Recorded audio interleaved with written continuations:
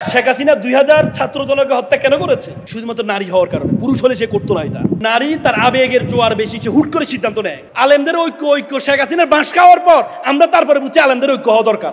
শেখ হাসিনা যখন গ্রেপ্তার করছে তখন কি দেখছে কাউমি নাকি আলিয়া নাকি অমুক নাকি তমুক দেখেছে? যেভাবে গুনবি সাহেবকে ধরেছে, এজাজ সাহেবকে ধরেছে, সেভাবে আমির হামজা সাহেবকেও ধরেছে। আল্লাহ তাআলার যত বিধান আছে প্রত্যেকটা বিধান বৈজ্ঞানিকভাবে প্রমাণিত। শেখ হাসিনা 2000 ছাত্র দলকে হত্যা কেন করেছে? শুধুমাত্র নারী হওয়ার কারণে। পুরুষ হলে সে করতো না এটা। কারণ নারী তার আবেগের জোয়ার বেশি, সে হুট করে সিদ্ধান্ত নেয়। এই জন্য আল্লাহ বলছে নারীদেরকে আল্লাহ তাআলা কি করেছেন? আর রিজালু কাওয়ামুনা আলার নিসা, নেতা বানাইছে। কোথা থেকে? কার উপরে? নারীর উপরে পুরুষকে বানাইছে। কারণ নারীর হচ্ছে আবেগী, হুট করে ফেলে, এরপরে হায়রে কি করলাম। শেখ হাসিনা ওদের জিজ্ঞেস করেন, পার্সোনালি কথা বলে দেখেন, সে বলে হায়রে কি করলাম। কিন্তু উপরে দিয়ে যদি বলে আমি যা করেছি দেশের জনগণের জন্য করেছি। পৃথিবীতে যারাই করে যত আকাম, আপনারা আর্তুগুল দেখেছেন, কুরুল ওসমান দেখেছেন, সেখানে যারা ইসলামের শত্রু যারা, তারা সবসময় বলে আমি বস্তির, আমি তাবুর কল্যাণার্থে আমি করছি, বলে কিনা? আমি আমার গোত্রকে বাঁচানোর জন্য, কাই গোত্রকে বাঁচানোর জন্য আমি এগুলো করছি, বলে না? কিন্তু একজনও কি কাই গোত্রকে বাঁচানোর জন্য নাকি সে ক্ষমতা পাওয়ার জন্য? এটা দেখলেই বুঝতে পারবেন আপনি। এই জন্য নারীদেরকে ক্ষমতা এই জন্য দেওয়া হয় না, নারীরা অতি আবেগী। এবং কি ডিভোর্সের ক্ষমতা নারীকে কেন দেওয়া হয় না জানেন? বলেন তো, বলেন না রে ভাই। বলতে লজ্জা পান কেন? নতুন বাংলাদেশ বলতে লজ্জা পান কেন? বলেন কেন? আবেগ। তাহলে প্রতিদিন একজন জামাই তালাক হবে। পুরুষরা তো সহজে তালাক দেয় না, দেয়। কিন্তু নারীকে যদি ক্ষমতা দেওয়া হতো প্রতিদিন একজন তালাক হইতো। এবং ঢাকা শহরে একটা জরিপে দেখা গেছে আমাদের রাষ্ট্রীয় আইনে মেয়ে স্বামীকে তালাক দিতে পারে, তার 99% মেয়ে তার স্বামীকে তালাক দিয়েছে। প্রতি মিনিটে 2টা তালাক হয় ঢাকা শহরে। এবং তার 99% হচ্ছে নারী কর্তৃক স্বামী ডিভোর্স দিয়ে। ওই দিন আমার কাছে একজন আপা আসছিলেন, এসে আমাকে বলে আমি স্বামীকে ডিভোর্স দিতে চাই। দিতে চান? তো এই কারণ স্বামীর এই সমস্যা আমি তো আর জানি। আমি আপা আমি আপনাকে আপনার ডিভোর্সটা আমি করাবো, কিন্তু 1 সপ্তাহ পরে করাবো। আমি আপনাকে একজনের নাম্বার দিব, আমার ক্লায়েন্ট ছিলেন, উনিও ডিভোর্স দিয়েছিলেন স্বামীকে। ওনার সাথে আপনি 5টা মিনিট বা আধা ঘন্টা পারলে দেখা করে ওনার সাথে একটু কথা বলবেন। পরে আমি নাম্বার দিয়ে তো শেষ, আমি আর খোঁজ দিই নাই। 1 সপ্তাহ পরে উনি আসছেন, এসে বলতে ভাই আমি ডিভোর্স দিব না। কেন রে ভাই? বলে যে ভাইয়া আমি ওনার সাথে কথা বলে যেটা বুঝতে পেরেছি, ডিভোর্স দিলে যে একটা মেয়ে তার বাবার বাড়িতেও কি হয়ে যায়, হ্যাঁ, বোঝা হয়ে যায়। আমি ওনার সাথে কথা বলে বুঝতে পেরেছি আমি আমার ডিভোর্স দিব না। নারীরা একটা কথা বলেন, আমাদের এলাকায় একটা কথা বলে, আমার জামাই ভালো তার মেয়ের কথা শুনে, আর আমার ছেলে খারাপ তার বউয়ের কথা শুনে। নিজের সাথে আসলে বুঝেন নাই? হ্যাঁ, তার মানে ইসলামের যতগুলো বিধান আল্লাহ তাআলা তো সৃষ্টি করছেন আমাদের আপনাকে, নাকি করে নাই? করছে কিনা? তাহলে আল্লাহ যাকে সৃষ্টি করেছে তার মন মগজ চিন্তা ভাবনা কি আল্লাহ জানে না? জানে কিনা? এই জন্য নারীকে ডিভোর্সের ক্ষমতা আল্লাহ তাআলা দেয় নাই। ডিভোর্সের ক্ষমতা আল্লাহ তাআলা দেয় নাই। তার মানে আল্লাহর যত বিধান, আমি আপনাদেরকে 1 ঘন্টা না, আমি আপনাদেরকে টানা 3 দিন আল্লাহ তাআলার বিধান এবং বৈজ্ঞানিকভাবে যে প্রমাণিত 3 দিন আমি টানা কথা বলতে পারবো, যদি আল্লাহ তাআলা আমাকে সে ক্ষমতা দেয়, আমি কথা বলতে পারবো। অবাক হয়ে যাবেন, সেজদা মাথা নত করতে বাধ্য হবেন আপনি। প্রত্যেকটা চিন্তা। কিন্তু আমাদের আলেম সমাজরা পড়াশোনা করে না, আমাদের আলেমরা পড়াশোনা করে না। আমরা আলেমের একটা ভুল পাইলে আপনি দেখবেন বামের কোনো ভুল পাইলে তারা এটা কি করে, গোপন রাখার চেষ্টা করে।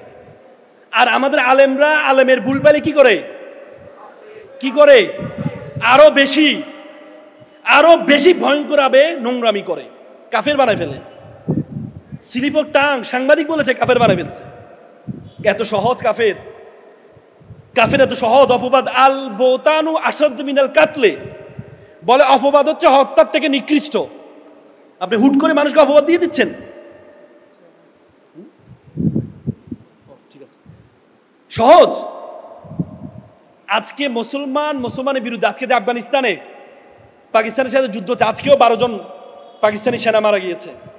আপনারা হয়তো আমাদেরকে ভাববেন না আমরা পাকিস্তানি, যারা বামরা তারা বলে পাকিস্তানি, আলেমদেরকে বলে পাকিস্তানি। ভাই আমরা কোনো পাকিস্তানি না, আমরা আফগানিস্তানি না, আমরা সৌদি আরবিয়ান না, আমরা হচ্ছে কি না ফিলিস্তিন না। আমরা মনে করি মুসলমান মানি আমাদের প্রত্যেকেই কি ভাই। আল মুসলিম ইখওয়াত, মুসলমান আল মুসলিম আকুল মুসলিম, মুসলমানের ভাই, একটা অঙ্গের মতো। একটা অঙ্গের আঙ্গুল যেমন ব্যথা পাইলে পুরো শরীর ব্যথা পায়, পৃথিবীর কোনো প্রান্তে কোনো মুসলিম যদি ব্যথা পায় তাহলে আমরা ধরে নিই আমরা প্রত্যেকে কি। নাহলে গাজায় মানুষ মারছে, আমাদের কান্না কেন? এখানে অনেকে আছেন রাত সারা ধরে কান্না করেছেন গাজার জন্য, করেন নাই? আল্লাহর কাছে কান্না করেছেন গাজার মুসলমান ভাইদের জন্য, করেছেন না? কেন? আপনি কি প্যালেস্টাইনি? হ্যাঁ, তাহলে এটা তাদের একটা চক্রান্ত। আপনি মুসলমান ইসলামের কথা বলবেন, আপনি হয়ে যাবেন আগে বলতো তালেবানি, এখন আর তালেবানি বলে না, কারণ তালেবানরা সফল হয়ে গেছে তাদের দেশ। আগে কথা বলতো কি আফগানি বলতো না, এরা হচ্ছে তালেবানি বলতো আগে, কিন্তু এখন আর তালেবানি বলে না, কারণ তালেবানি বললে এখন পজিটিভ হয়, এই জন্য আর বলে না। আফগানিস্তান পাকিস্তান যে যুদ্ধ হচ্ছে কেন হচ্ছে জানেন? পৃথিবীর সবচেয়ে বড় রাষ্ট্র কি? রাশিয়া একটা মহাদেশের সমান। রাশিয়া পৃথিবীর জমির 1/8 রাশিয়ার নিজের একার, পৃথিবীর জমির 1/8। আর আমাদের বাংলাদেশের কত গুণ বড় জানেন? 110 গুণ বড়। রাশিয়ার স্থায়ী কোল্ড ওয়ারের মাধ্যমে রাশিয়াকে পতন করে কে? আমেরিকা। 1991 সালে সোভিয়েত ইউনিয়নের পতনের মাধ্যমে, যখন সোভিয়েত ইউনিয়ন পতন হয় তখন আমেরিকা সবাই আনন্দ করছিল, পৃথিবীর সবচেয়ে বড় রাষ্ট্রকে আমরা কি করেছি? পতন করেছি। তখন তাদের মধ্যে একজন দার্শনিক ছিলেন হান্টিংটন, তার একটা বই আমি পড়েছি, ক্লাশ অফ সিভিলাইজেশন। আপনারা দেখবেন বইটা, ক্লাশ অফ সিভিলাইজেশন। সে বইতে সে বলেছে সে মন খারাপ করে বসে আছে, তখন তারে বলে যে আমরা সবাই আনন্দ করছি, তুমি মন খারাপ করে বসে আছো কেন? সে বলছে আমাদের পতন অবশ্যই হবে। কি বলে আমাদের পতন হবে? পৃথিবীর সবচেয়ে বড় রাষ্ট্রকে আমরা পতন করেছি, আমাদের পতন কে করবে? বলছে আমাদের পতন হবে, আমাদের পতন করবে কারা জানো? মুসলিম যুবকরা। এটা বলার পরও তো আমেরিকানরা সবাই চিন্তায় পড়ে গেল, মুসলিম যুবকরা আমাদেরকে পতন করবে। তখন তারা 2টি থিওরি ফলো করে। কয়টা থিওরি? একটা হচ্ছে কাঁটা দিয়ে কাটা ফোয়া, আরেকটা হচ্ছে মুসলিম যুবকদের নৈতিকতা নষ্ট করে দেওয়া। 2টি জিনিস থিওরি অবলম্বন করে। প্রথম থিওরি, তারা মুসলিম রাষ্ট্রগুলো থেকে ইন্টারনেটকে অ্যাভেলেবল করে দিয়েছে। আপনারা জানেন পৃথিবীর সবচেয়ে বেশি ব্রাউজ পর্নোগ্রাফির যে সাইটগুলো আছে, ফোন সাইটগুলো আছে, সবচেয়ে বেশি ব্রাউজের যে 10টি দেশ আছে তার মধ্যে 8টি দেশ হচ্ছে মুসলিম দেশ। তার মধ্যে প্রথম দেশ হচ্ছে পাকিস্তান। আমি আর বললাম না কোন কোন দেশ। এ পর্নকে, ইন্টারনেটকে তারা অ্যাভেলেবল করে দিয়েছে পুরো পৃথিবীতে।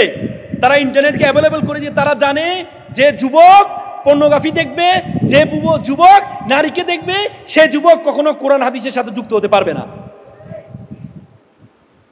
এজন্য আমাদের মুসলিম যুবকরা যখন ওইদিকে ডাইভার্ট হয়ে গেল, তখন আর তারা কোরআন হাদিসের দিকে গবেষণা করা এটা ভুলে গিয়েছে। দ্বিতীয় যেটি, কাটা দিয়ে কাটা ফোয়া, মুসলিম দিয়ে মুসলমানদেরকে ধ্বংস করা। ইরাক সবচেয়ে ক্ষমতাধর রাষ্ট্র তখন মিডল ইস্টের। ইরাককে বলে ইরানকে হামলা করো, তোমাকে যত অস্ত্র লাগে আমি দিব। 8 বছর হয়েছে সেই যুদ্ধটা, ইরাক ইরানের উপর হামলা করেছে। এরপরে যখন যুদ্ধ শেষ, আমেরিকা বলে তোমার তো অনেক অস্ত্র দিয়েছি, এবার অস্ত্রগুলো ফেরত দাও। এবার আমেরিকা আক্রমণ করলো কার উপরে? ইরাকের উপরে, ইরাককে শেষ করে দিল। আফগানিস্তান ইসলামী রাষ্ট্র কায়েম হয়েছে। আফগানিস্তানকে ইন্ডিয়া বলে যে তোদের তো এখন অর্থনীতি অবস্থা যা অবস্থা, খারাপ অবস্থা, তোদেরকে সব ধরনের সহযোগিতা আমি করবো। অলরেডি 30টা কি অ্যাম্বুলেন্স দিয়েছে, দেখছেন কিনা আপনারা? তোদের সকল অর্থ ব্যবস্থা আমরা দিব, তোরা পাকিস্তানের সাথে যুদ্ধ কর। কেন? পাকিস্তান তোদেরকে ধমক মারে, বসে থাকোস কেন? উল্টা ধমক মার। আর আমেরিকা বলে পাকিস্তানের, এই বেটা ভারত কিন্তু আধিপত্য বিস্তার করতে চেষ্টা করছে। এটা কিন্তু আফগানিস্তান কিন্তু ধমক দিচ্ছে না, ধমক কিন্তু ভারত দিচ্ছে। তোদের কাজ কি হবে? তোদের কাজ কি হবে? আফগানিস্তানকে ধ্বংস করে দেবে। এটা আফগানিস্তানকে ধ্বংস করা মানে ভারতীয় সৈন্যদেরকে ধ্বংস করা। আফগানিস্তান একটা সৈনিক মারা মানে ভারতীয় একটি সৈনিককে মারা। মার, সাপোর্ট আমি দিব। তার মানে কি? কাটা দিয়ে কাটা ফোয়া। আল্লাহ রাসূল ভবিষ্যৎবাণী করেছেন, শেষ জীবনে কালো পতাকাবাহী একজন কি আসবে বলেছে না? কালো পতাকাকে কি আমাদের কাছে সবচেয়ে খারাপভাবে প্রমাণিত করেছে না? করেছে না? আইএস তৈরি করে, IS the creation of America. This IS was created by America. আমি বললাম তো, আমি বললাম কেন করেছে? পুরো পৃথিবীকে, যে প্রত্যেকটা দেশে দেখবে মুভি তৈরি করে মুসলমানদের কালো পতাকা দিয়ে, আর মুসলমানরা নাকি উগ্রবাদী, মুসলমান নাকি মুসলমান। পৃথিবীতে যত জেনোসাইড হয়েছে, পৃথিবীর সবচেয়ে বেশি জেনোসাইড করেছে বিদর্মীরা। 60,000 ইহুদিকে, 60 লক্ষ ইহুদিকে কে মেরেছে? হিটলার মেরেছে। সে কি ছিল? খ্রিস্টান।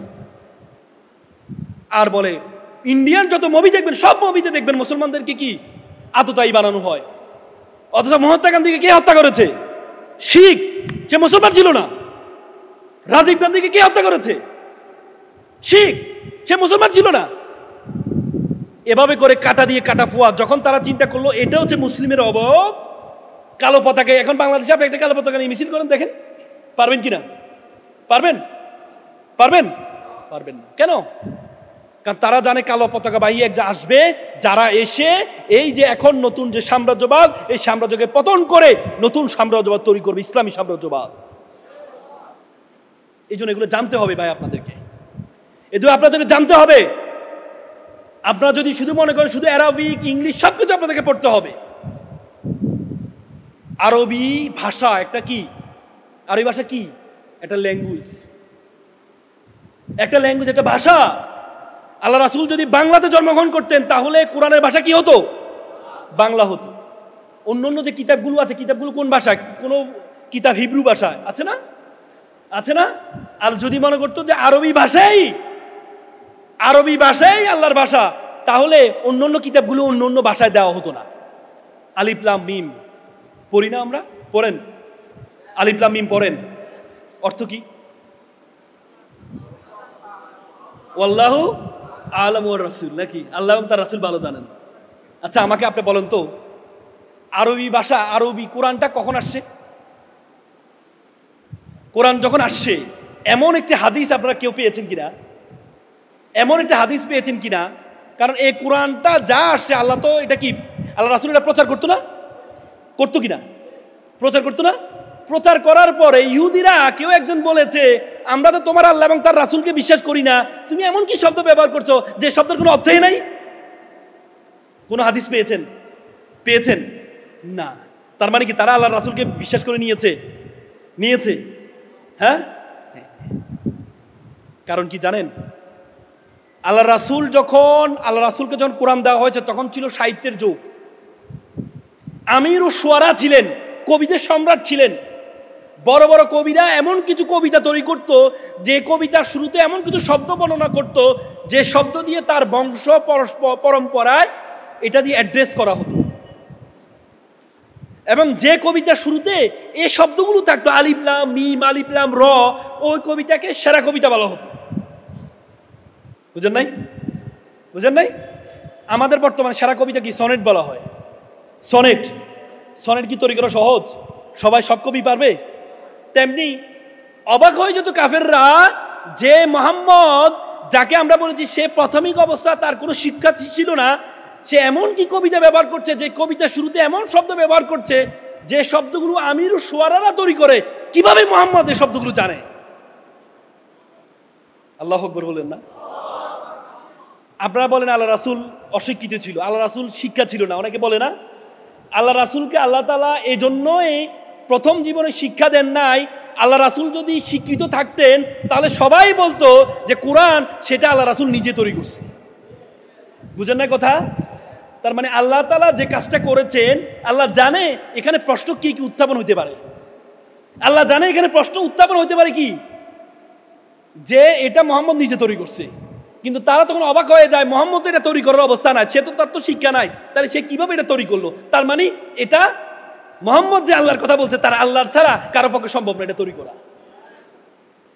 এখান দ্বারা শিক্ষা কি? আল্লাহ তাআলা আল্লাহ রাসূলকে সাহিত্যের যুগে শ্রেষ্ঠ সাহিত্যিক হিসাবে পাঠিয়েছেন। ঈসা আলাইহিস সালামের যুগ ছিল চিকিৎসার যুগ। আল্লাহ তাআলা ঈসা আলাইহিস সালামকে চিকিৎসা বিজ্ঞান শিক্ষা দিয়েছেন। এজন্য উনি কারো চোখ ধরলে অন্ধ কি হয়ে যেত? সুস্থ হয়ে যেত। মুসা আলাইহিস সালামের যুগ ছিল জাদুবিদ্যার যুগ। আল্লাহ তাআলা মুসা আলাইহিস সালামকে জাদুবিদ্যা শিক্ষা দিয়েছেন, লাঠি ফেলো কি হয়ে যাবে? কি হয়ে যাবে? সাপ হয়ে যাবে। এখান দ্বারা শিক্ষা কি রে ভাই? শিক্ষা কি? এখান দ্বারা শিক্ষা হচ্ছে you have to be according to demand of situation. অবস্থার চাহিদার আলোকে, যেটা আরবিতে আপনাদের বলে মুক্তাদাল হাল, নাকি অবস্থার চাহিদার আলোকে আপনাকে নিজেকে তৈরি করতে হবে। অবস্থার চাহিদা, যদি আজকে পারমাণবিক বোমার যুগ হয় তাহলে আপনাকে পারমাণবিক বোমার যুগ যে যোগ্যতা, সে যোগ্যতা আপনাদের অর্জন করতে হবে। আদি যদি ইনফরমেশন টেকনোলজির যুগ হয় তাহলে আহমেদ এডুকেশনের মাধ্যমে আপনাদেরকে সেই শিক্ষা অর্জন করতে হবে। আল্লাহ তাআলা আপনাকে অনর্থক সৃষ্টি করেন নাই। আল্লাহ তাআলা আপনাকে অনর্থক সৃষ্টি করেন নাই। আল্লাহ তাআলা আপনাকে কাজের জন্য সৃষ্টি করেছেন। আপনি মানুষ, আপনি উঠতে পারবেন না, কিন্তু আল্লাহ তাআলা আপনাকে সে ক্ষমতা দিয়েছেন, বিমান বানিয়ে উড়ার ক্ষমতা দিয়েছেন।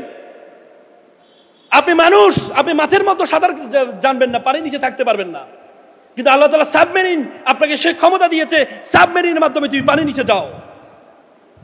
আপনি পাখির মতো উঠতে পারবেন না, আল্লাহ তাআলা আপনাকে প্যারাসুট বানানোর ক্ষমতা দিয়েছে, যে পাখির মতো উড়ো, সবকিছু তুমি কন্ট্রোল করো। আল্লাহ তাআলা আপনাকে সিংহের মতো, বাঘের মতো শক্তিশালী বানান নাই, কিন্তু তাদেরকে বশ করার ক্ষমতা আপনাকে দিয়েছে। এজন্য বর্তমান যুগের যে নলেজটি আপনাদেরকে আমি বলে রাখি, যদি তালেবানের মতো বাংলাদেশের সাথে ইন্ডিয়ার সম্পর্ক যদি তৈরি না হয়, তাহলে মনে রাখবেন আগামীর বাংলাদেশ হবে দ্বিতীয় গাজা। দ্বিতীয় গাজা হবে, এবং আমাদের পার্শ্ববর্তী রাষ্ট্র দ্বিতীয় ইসরায়েল হবে। এবার গাজাকে ধ্বংস করার জন্য সবচেয়ে বেশি সহযোগিতা করেছে আমাদের এশিয়া থেকে ভারত। তো সুতরাং সেটি মোকাবেলা করার জন্য আপনাদেরকে সে যোগ্যতা অর্জন করতে হবে। গাজা নিয়ে একটা বক্তব্য দেন। আমার 1 মিলিয়ন ফলোয়ার আছে, আমি একটা গাজা নিয়ে একটা পোস্ট দিয়েছি, আমার কেস টেক দিয়ে দিয়েছি। কথা বলতে পারবেন না আপনি, কারণ কি? ফেসবুকটা কার? ইহুদিদের। আপনি কেন ফেসবুক ব্যবহার করতে হবে? নতুন একটা আবিষ্কার করতে হবে আপনাকে, নতুন একটা আপনাকে আবিষ্কার করতে হবে। চায়নারা তো ফেসবুক ব্যবহার করে না, আমি তো গিয়েছিলাম। ইউটিউব ব্যবহার করে না, ফেসবুক ব্যবহার করে না। চায়নারা কি তথ্য প্রযুক্তি এগিয়ে নেই? তারা যদি পারে, আপনি পারবেন না কেন? এজন্য আহমেদ এডুকেশনের মতো প্রত্যেকটা জায়গায় এক একটা এডুকেশন তৈরি হতে হবে, যে এডুকেশন শুধুমাত্র জাগতিক নলেজ, যে জাগতিক নলেজ দিয়ে আজকে 15-20 বছর আমরা দেখেছি আমাদের দেশে জাগতিক যে প্রতিষ্ঠানগুলো আছে, সেই প্রতিষ্ঠানগুলো যারা শিক্ষিত, যারা বাংলাদেশকে পরিচালনা করছে, তারা হাজার হাজার কোটি টাকা দুর্নীতি করে দেশকে দেউলিয়া বানিয়ে ফেলেছে। এমন একটা প্রজন্ম তৈরি করতে হবে যে প্রজন্মের মধ্যে জাগতিক নলেজও থাকবে এবং কি তার মধ্যে ধর্মীয় নলেজও থাকবে। তারা হচ্ছে আপনারা।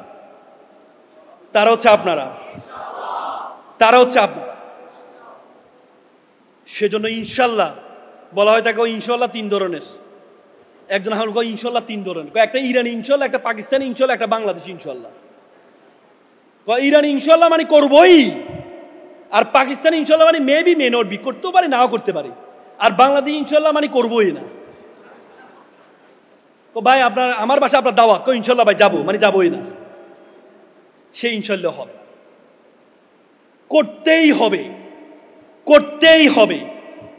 ধর্মীয় শিক্ষার পাশাপাশি জাগতিক নলেজ অর্জনের মাধ্যমে আজকে পেট্রোডলার বানিয়ে আজকে পৃথিবীর যত ধরনের বড় বড় তেলের আছে, খনিগুলো আছে, স্বর্ণের খনিগুলো সব মুসলিম রাষ্ট্রে, কিন্তু এই তেল বিক্রি হয় কার মাধ্যমে? পেট্রোডলারের মাধ্যমে। সেই পেট্রোডলার কন্ট্রোল করে কে? আমেরিকা। বুঝেন নাই? এজন্য আপনাকে সেই জায়গায় তৈরি হতে হবে, সেই জায়গায় তৈরি হতে হবে। সে জায়গা যদি আপনার ইসলামের সূরা বাকারার প্রথম সূরা প্রথম আয়াতে আলিফ লাম মিম, এখানে বড় শিক্ষা হচ্ছে আপনাকে অবস্থার চাহিদার আলোকে যোগ্য হতে হবে। পারবেন তো ইনশাল্লাহ? পারবেন তো ইনশাল্লাহ? এখানে ইংরেজি শিখানো হয়। ইংরেজির মতো পৃথিবীতে সবচেয়ে সহজ ভাষা কিন্তু ইংরেজি, এটা জানেন? আরবি ভাষা কঠিন ভাষা, কিন্তু আরবি ভাষা আমরা মনে রাখি আল্লাহর রহমতের কারণে। পৃথিবীতে কেউ হাফেজ কোরআন মুখস্থ করেছে, কিন্তু সে গুনাহে লিপ্ত, সেই ব্যক্তি কোরআন মুখস্থ রাখতে পারে? রাখতে পারে। পৃথিবীর সবচেয়ে বেশি পঠিত গ্রন্থ কোরআন শব্দের কারনুন শব্দ থেকে আসছে, যার অর্থ হচ্ছে কি? অধিক পঠিত। অধিক পঠিত, সে অধিক পঠিত গ্রন্থ হচ্ছে আল কোরআন। সে আল কোরআনকে গবেষণা করছে তারা, কিন্তু আল কোরআন মুখস্থ থাকে শুধুমাত্র আল্লাহর রহমতের কারণে, তাহলে সম্ভব না। পৃথিবীতে সবচেয়ে সহজ ইংরেজি যে আমাদের আন্তর্জাতিক ভাষা কেন হয়েছে জানেন? শুধুমাত্র ফ্লেক্সিবিলিটির কারণে, সহজলভ্যতার কারণে। বাংলা বর্ণ কয়টা বলুন তো? বাংলা বর্ণমালা কয়টা বলুন তো? বাংলা বর্ণমালা কয়টা? জোরে বলেন, বাংলা বর্ণমালা কয়টা? আমি বুঝি নাই। আমি একটু আপনাদের আইকিউ দেখবো যে আপনাদের অবস্থা কি। বাংলা বর্ণমালা কয়টি? কয়টি? 50টি। এর বিপক্ষে কেউ আছেন? হ্যাঁ, কয়টি? বোকা মনে হচ্ছে না? ওনাকে দেখতে বোকা মনে হচ্ছে না? আপনারা সবাই মানি না মানি না, বন্ধু কি মানে না, জানি না জানি না, সবাই মানে না, আমিও মানি না। আপনারা সবাই বলেন 50টি, উনি বলেন একটি, তাহলে উনি বোকা না নাকি? বলেন না। নতুন কিছু বলে এরকম বোকাই মনে হয়, কিন্তু বাস্তবিক আল্লাহ রাসূলের প্রথম প্রথম এর বোকা বাস্তব মানুষ, এর বোকা, কিন্তু আরো বোকা। নতুন কিছু বোকাই মনে হয়, কিন্তু কথাটা এটাই সত্য। বর্ণমালা হচ্ছে একটা, বর্ণের মালা, বর্ণ নয়। ফুলের মালা যদি বলি যে এখানে ফুলের মালা, বললে আপনি কি বলবেন 30টা ফুল আছে মানে 30টা ফুলের মালা বলবেন? বর্ণের মালা, যে মালার মধ্যে অনেকগুলো বর্ণ, 50টি বর্ণ হয়, সেটি হচ্ছে বর্ণের মালা। বর্ণ হচ্ছে 50টা, আর বর্ণমালা কয়টি? কয়টি? সামেনা ও আতান, আগে শুনতে হবে। এই জন্য আল্লাহ কান দিছে 2টা। আল্লাহ কয়টা দিছে? মুখ দিছে কয়টা? এই জন্য আগে শুনতে হবে, তারপরে কি করতে হবে? শোনার আগে আনুগত্য করে দিলে বিপদ আছে। আমাদের কওমি অঙ্গনে এটা সবচেয়ে ভয়ঙ্কর জিনিস। আমরা আমাদের হুজুর যেটা বলছে মানে এটাই, কান সিলে নিয়ে গেছে মানে নিয়ে গেছে, কান ধরার সময় আমার আর নাই। ভাই, এখান থেকে বেরিয়ে আসতে হবে। বলছে মানে এদের আকীদা নাই, এরা সবচেয়ে খারাপ, এটা বলছে মানে এটাই, এটার বাইরে চিন্তা করার আর আমাদের সুযোগ নাই। না ভাই, এটা করা যাবে না। আল্লাহ তাআলা আপনাকে চিন্তুক মনের চিন্তা করার ধারণা দিয়েছে। চিন্তুক মানে, আফগানিস্তানে হিন্দু আছে মাত্র 0.50%। আফগানিস্তানের ইসলামী শাসন আর বাংলাদেশের ইসলামী শাসন কি এক হবে? বাংলাদেশের হিন্দু কত পার্সেন্ট? কত পার্সেন্ট? 10%, 10%-এর উপরে। তার মানে সেখানে যদি আপনি আফগানিস্তানে হিন্দু আছে মাত্র 0.50%, 1%ও নয়। সেখানে তারা চাইলে সব কিছু করতে পারে, কিন্তু আপনি এখানে ইসলামী শাসন কায়েম করতে হলে আপনাকে এখানকার সংস্কৃতি অবস্থা, এজন্য ইস্তেহাদ করার ক্ষমতা দিয়েছে আল্লাহ। ইস্তেহাদ বলে যে আজ-জুররাতু তাবিয়াল মাজুরাত, প্রয়োজনে নিষিদ্ধ বস্তু সিদ্ধ হয়, বলে না? আপনি গবেষণা করলেন, যদি ভুল হয় 100 বলে না? আরে ভাই বলেন না, ভুল হলে আমাকে বলবেন, আমি স্টুডেন্ট, আমি বলছি এভরিডে স্কুল ডে, বলে না? ইস্তেহাদ করলে যদি ভুল হয় 100, আর যদি ভুল না হয় তাহলে কি 200। তার মানে কি? ইস্তেহাদ তো এই জন্য সুযোগ করে দিয়েছে আপনাকে গবেষণা করার জন্য। বর্তমানের অবস্থার লোকে একসময় সিয়াসাত, রাজনীতিকে হারাম বলতো না আমাদের আলেমরা? বলতো না? আর এখন বুঝেছে যে রাজনীতি করা ছাড়া বাংলাদেশে ইসলামী আইন বাস্তবায়ন করা সম্ভব না। বলেছি কিনা? বলেছে। তাহলে কেন আমরা সবসময় পরে বুঝি? আগে বুঝতে হবে। সবকিছু হারানোর পরে বুঝি আমরা। আলেমদের ঐক্য শেখ হাসিনার বাঁশ খাওয়ার পর আমরা তারপরে বুঝছি আলেমদের ঐক্য হওয়া দরকার। শেখ হাসিনা যখন গ্রেপ্তার করছে তখন কি দেখছে কাউমি নাকি আলিয়া নাকি অমুক নাকি তমুক? দেখেছে? যেভাবে গুনবি সাহেবকে ধরেছে, এজাজ সাহেবকে ধরেছে, সেভাবে আমির হামজা সাহেবকেও ধরেছে না? তখন কি তারা বলেছে না তুমি তো কাউমি, তোমাকে মারা যাবে না? বলেছে না। অত্যাচারের কাহিনীটা শুধু তাদের থেকে একটু শুনেন ভাই। আমি শুনছি সরাসরি, আমি শুনেছি চোখের পানি। আজকে আমির আমদার সাহেব আগে কিন্তু এরকম উল্টাপাল্টা কথা বলতো না, বলতো, কিন্তু তাকে যে পরিমাণ অত্যাচার করা হয়েছে আমি তার আইনজীবী হিসেবে আমি জানি তার শরীরের 80% কিচ্ছু রাখে নাই, তার মাথায় কাজ করছে না তো, এই পরিমাণ অত্যাচার করা হয়েছে। নিজে বলে ভুল করে আবার ক্ষমা চাচ্ছে, কেন? অবস্থা নেই তো। এই পরিমাণ অত্যাচার করা হয়েছে, এই পরিমাণ অত্যাচার করা হয়েছে।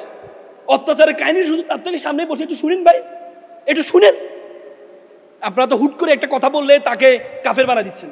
একটু শুনেন কতটুকু অত্যাচার পাইছেন আপনি, কতটুকু অত্যাচার আপনি এর মধ্যে সহ্য করেছেন, একটু শুনেন ভাই।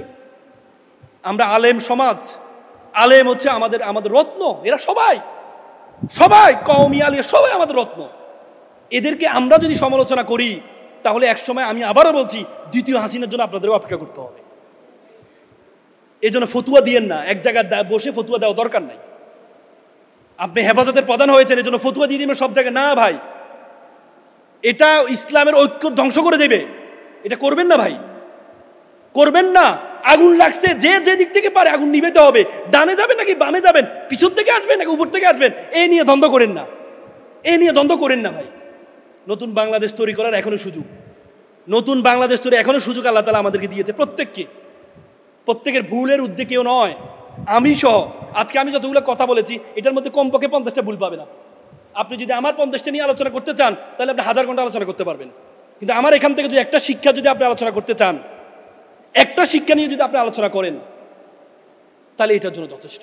কিন্তু আপনি যদি ভুল ধরতে চান, আমরা অনেক ভুল ধরতে পারবেন। আমি প্রথমেই বলেছি আমি ভুলের ঊর্ধ্বে না, আমাকে ধরিয়ে দিবেন আপনারা। কিন্তু আল্লাহর ওয়াস্তে I have visited 26 state all over the world. আমি পৃথিবীর 26টা দেশে গিয়েছি। আমি সেখানে মুসলমানদের অবস্থা শুনেছি, আলেমদের সাথে কথা বলেছি।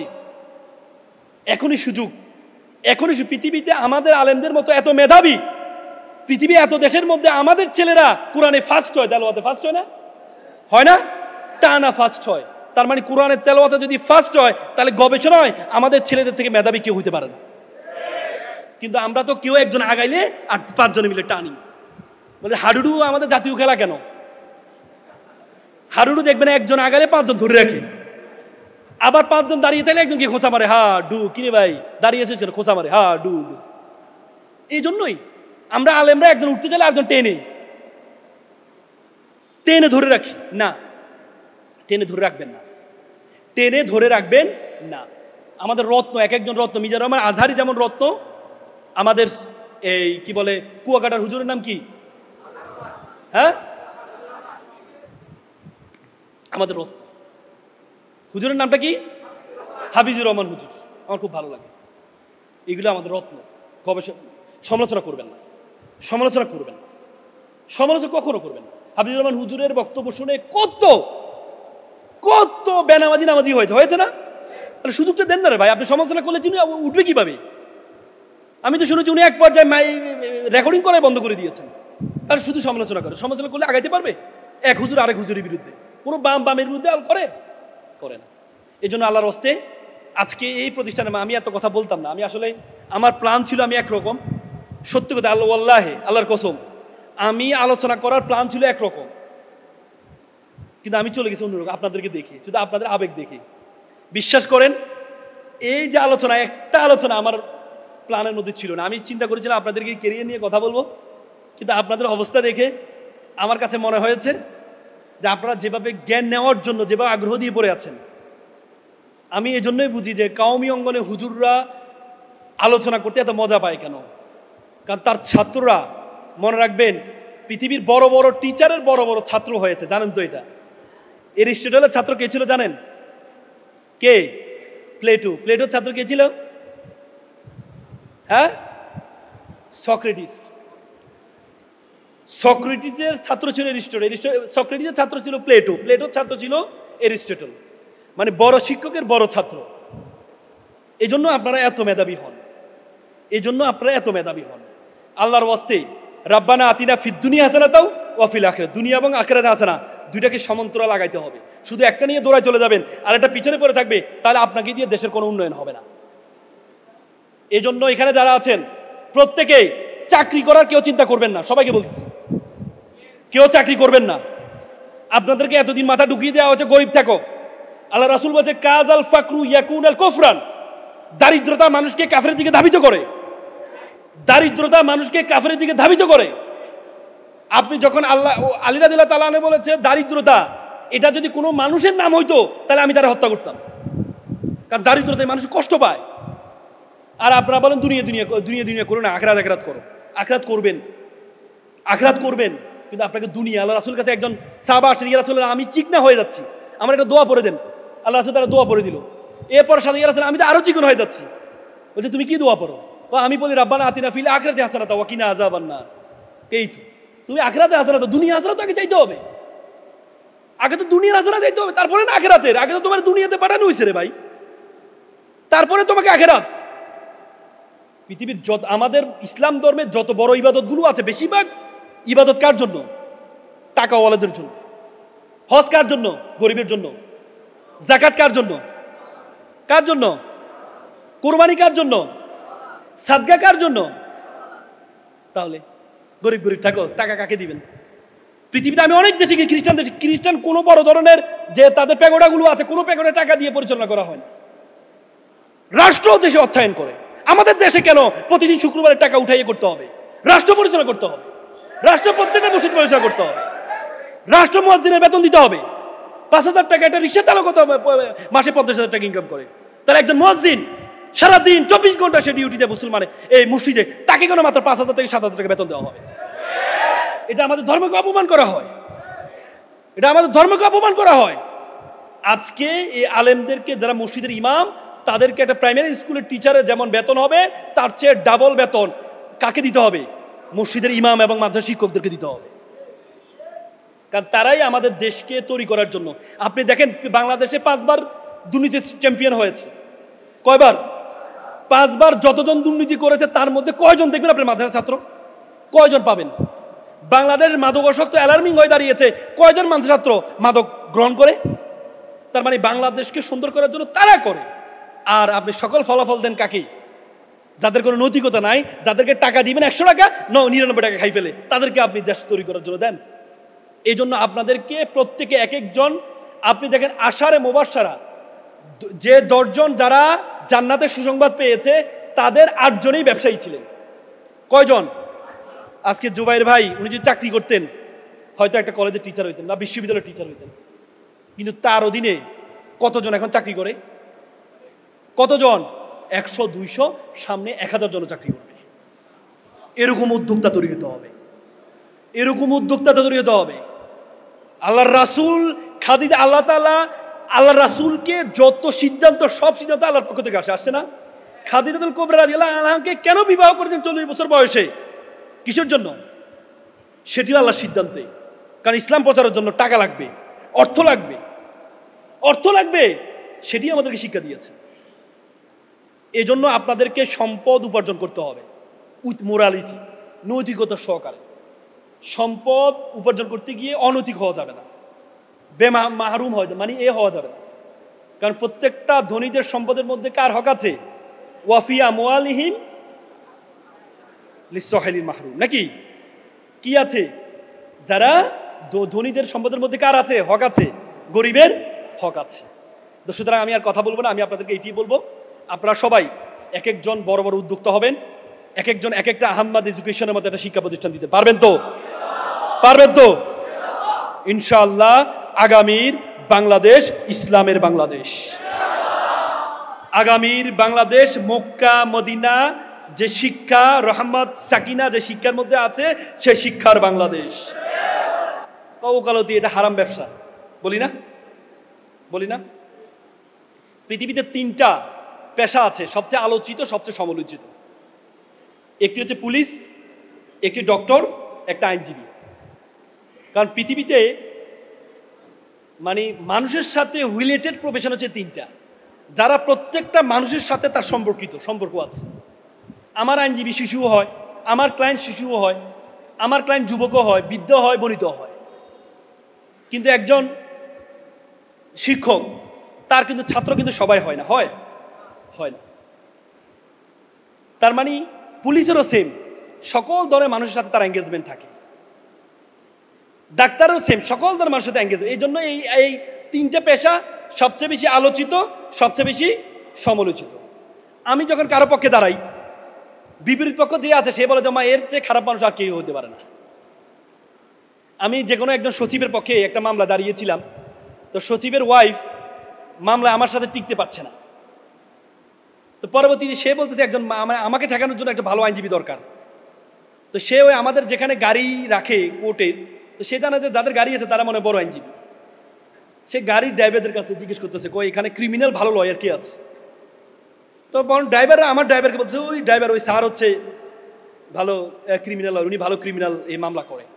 তা আমার ড্রাইভারের কাছে আসি বলতেছে কয় আপনার স্যার আমার একটা মামলা আছে, আপনার স্যার আমার মামলাটা লড়বি কিনা, আপনার স্যারের কার্ডটা দেন তো। কার্ডটা দেখে হুমা এই তো সবচেয়ে খারাপ আইনজীবী ওরে, মানে আমি হচ্ছে তার বিপক্ষে। এবার আমার ড্রাইভার না না স্যার তো অনেক ভালো মানুষ। না না খারাপ। কেমনে বলেন খারাপ? কই আমার আমার বিপক্ষে লয়ার।